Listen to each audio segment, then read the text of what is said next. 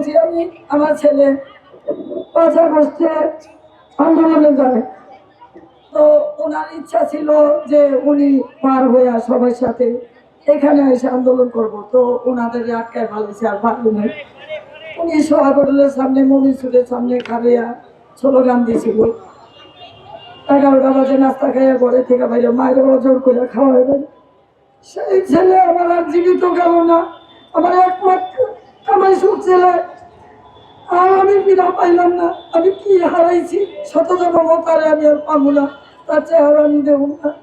এখন আমি একটা পাবো না, জীবিত মৃত্যু হয়ে আমি চলাফেরা করতেছি, আমার মাথায় কোনো কিছু খেলে না, কোনো ইয়া।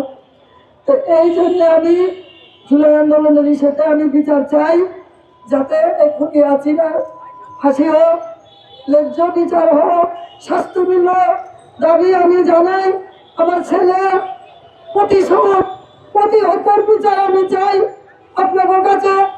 এই জুলাই আন্দোলনের হিসাব থেকে আমি আমার এই ছেলে তো আমি কখনো করবো না।